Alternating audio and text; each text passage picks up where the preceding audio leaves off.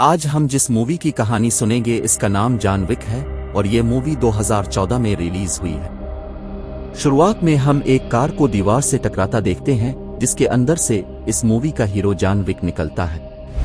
ये जख्मी होता है और उसके पेट से खून निकल रहा होता है। जॉन विक सड़क के किनारे बैठकर अपने मोबाइल पर एक वीडियो देखता है जिसमें वो अपनी बीवी के साथ होता है। वीडियो देखते हुए जॉन बेहोश हो जाता है और हम फ्लैशबैक देखते हैं। यहाँ जॉन की बीवी अस्पताल में जेर इलाज होती है। हम देखते हैं कि जॉन अपनी बीवी को बहुत प्यार करता है। इसी दौरान उसकी बीवी मर जाती है। फिर हम देखते हैं कि कब्रिस्तान में जॉन अपनी बीवी को दफना देता है। वहां जॉन का दोस्त मार्कस भी आता है। मार्कस जॉन की बीवी का अफसोस करता है और कहता है कि अपने आप को संभालो। इसके बाद जॉन अपने घर में होता है कि दरवाजा बजने लगता है। यहाँ एक कोरियर वाली लड़की जॉन को कोरियर देती है जिसमें एक खत और एक बड़ा सा बॉक्स होता है।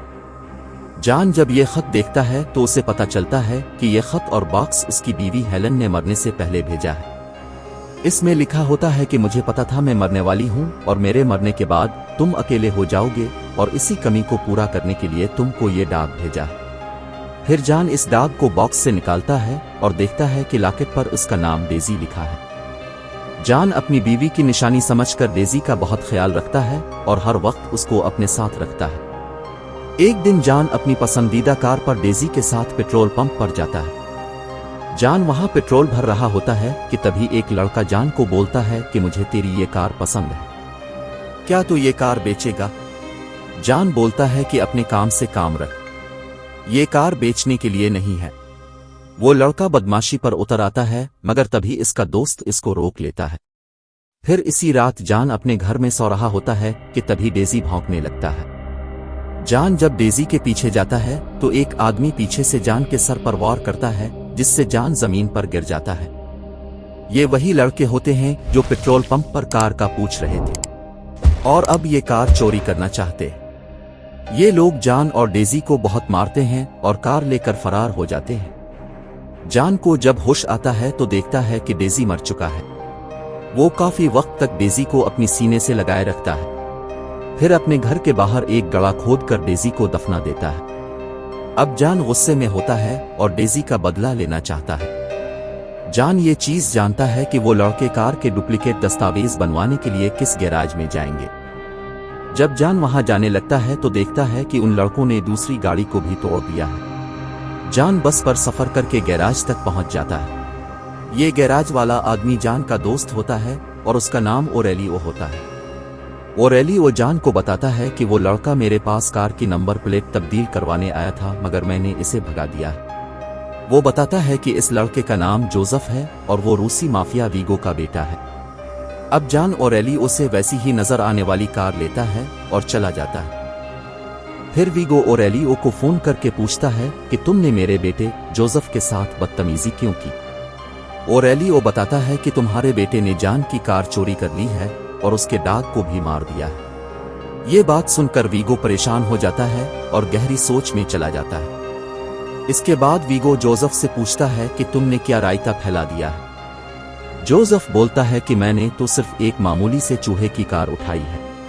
फिर वीगो उसके पेट में जोरदार पंच मारता है और बताता है कि वो कोई मामूली बंदा नहीं है, वो जॉन विक है। वीगो बताता है कि आम लोगों को मारने के लिए कातिल काम में आते हैं और कातिलों को जो मारते हैं उनको वोगी मैन कहा जाता है और वोगी मैन का जो शिकार कर ले इसका नाम है जॉन विक। यहाँ वीगो बताता है कि जॉन काफी वक्त पहले मेरे लिए ही काम करता था और आज मैं जिस मकाम पर हूँ जॉन विक की वजह से हूँ।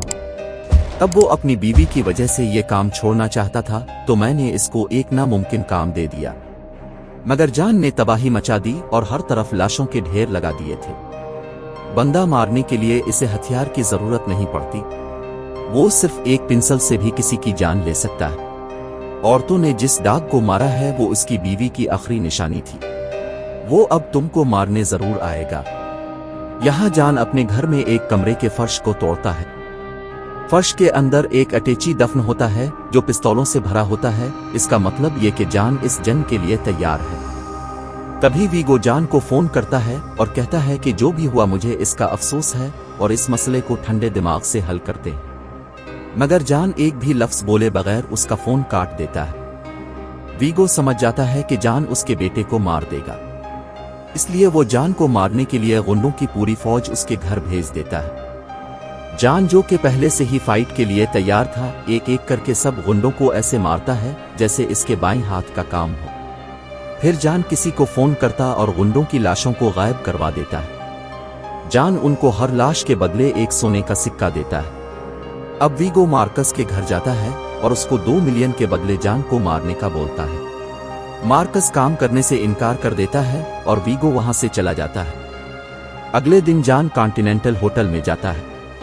इस होटल के कुछ उसूल होते हैं जिनको वहां रहने वाले हर शख्स को मानना पड़ता है, जैसा कि यहां कोई गोली नहीं चला सकता और किसी को मार नहीं सकता, यानी यहां मौत का कारोबार नहीं चलेगा। अब यहां परकिंस नामी लड़की जान से मिलती है। दरअसल होटल के ज्यादातर लोग जान को जानते हैं। मजे की बात तो ये कि दोस्त और दुश्मन दोनों एक ही जगह में थे। जान यहां एक कमरा बुक करता है।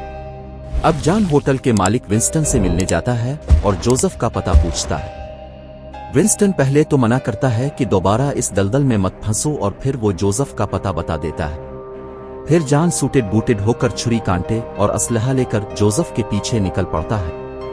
क्लब में पहुंचकर जान अपने हाथ की सफाई से गार्ड्स को ऐसे मारता है कि दूसरों को कानों कान खबर तक नहीं हो पाती। फिर एक दीवार गिरने से वीगो के लोगों को जान का पता चल जाता है। अब जान अपने सामने आने वाले को चिड़िया कबूतर की तरह उड़ाता जाता है।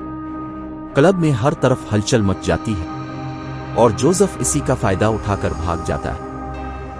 फिर वीगो परकिंस को जान की सुपारी देता है और होटल के उसूल तोड़ने पर एक्स्ट्रा पे करता है, पर जान परकिंस को भी आड़े हाथों लेता है और पिस्तौल उसके सर पर तान देता है। अब परकिंस अपनी जान बचाने के लिए एक चर्च का बताती है जहां वीगो अपना सारा पैसा छुपा कर रखता है। जान अपने कीमती वक्त से पहली फुर्सत में इस चर्च में जाता है और जाते ही सबकी बैंड बजा देता है और वहां मौजूद वीगो के सारे पैसे को आग लगा देता है। जान को पता होता है कि वीगो अपने पैसे की खबर सुनकर यहां जरूर आएगा। वीगो जान की उम्मीद पर पूरा उतरता है और वहां पहुंचकर चर्च के पादरी, जो कि दरअसल पैसे की रखवाली वाला था, इसे मार देता है। तभी जान गोलियों की बरसात कर देता है और दोनों तरफ से फायरिंग होने लगती है। तभी वीगो का आदमी गाड़ी से जान को हिट करता है और जान पकड़ा जाता है। वीगो इसको बांध देता है और बताता है कि तुम अब भी वही जान विक हो जिसे मैं सालों पहले जानता था, मगर तुमने मेरे पैसे को आग लगाकर गलती कर दी है। और बात सिर्फ पैसे की नहीं है, बल्कि इसके अंदर बहुत बेशकीमती डॉक्यूमेंट्स थे जो तुमने जला दिए। अगर तुम मेरे बेटे का पीछा छोड़ दो तो मैं ये सब भूल जाऊंगा। मगर जान उसकी बात नहीं मानता और वीगो चला जाता है। वीगो के गुंडे जान को मारने ही लगते हैं कि तभी मार्कस एक के सर पर गोली मार देता है, जिससे जान छूट जाता है और दूसरे को भी टपका देता है। अब वो बाहर निकलकर वीगो की गाड़ी पर हमला करता है। वीगो अपने सर पर आई मौत को देखकर जोसेफ का पता बता देता है, जो कि काफी सख्त सिक्योरिटी में होता है। उसको लगता है कि अगर जान वहां गया तो मारा जाएगा। यहां यूसुफ पबजी खेल रहा होता है कि तभी असली पबजी शुरू हो जाती है। जान सबकी धज्जियां उड़ा देता है और जोसेफ को ठोक देता है। बेटे की खबर सुनते ही वीगो कुछ प्लानिंग करने लगता है। यहां जान मार्कस से मिलता है और उसका शुक्रिया अदा करता है। परकिंस इन दोनों को एक साथ देख लेती है और इसी रात वीगो मार्कस के घर पहुंच जाता है और मार्कस को दगा करने के लिए दर्दनाक मौत देता है और जान को फोन करके मार्कस की मौत की खबर सुनाता है। जान मार्कस के घर पहुंचता है तो आगे इसकी लाश देखता है। दूसरी तरफ विंस्टन भी परकिंस को होटल के उसूल तोड़ने पर मार देता है और जान को फोन पर बताता है कि वीगो हेलीकॉप्टर पर कहीं भागने की तैयारी में है। फिर जान विंस्टन की बताई हुई जगह पर जाता है और वीगो का पीछा करता है। धाकम्पेल में वीगो की गाड़ी एक सुतून से टकरा जाती है और 3 गुंडे वीगो की गाड़ी से निकलकर जान की कार पर फायरिंग करने लगते हैं। जान भी अपना हक अदा करते हुए उनको पेल देता है। यहां से फारिग होते ही जान देखता है कि वीगो हेलीकॉप्टर में बैठने की तैयारी में है। अब दोनों 1-2-1 पंजे आजमाने लगते हैं। इसी दौरान वीगो चाकू से वार करता है और जान इसी के चाकू से इसकी मौत लिख देता है। अब हम मूवी के शुरू वाला मंजर देखते हैं, जहां जान जख्मी हालत में बेहोश होता है और अब इसको होश आ जाता है। वो पास ही एक शेल्टर के अंदर जाता है जहां वो खुद को इंजेक्शन लगाता है, मगर तभी जान को वहां एक पिंजरे में बंद डॉग नजर आता है। जान इस डॉग को अपने साथ लेकर निकल जाता है और यहां जॉन विक सीरीज का पहला चैप्टर खत्म हो जाता है।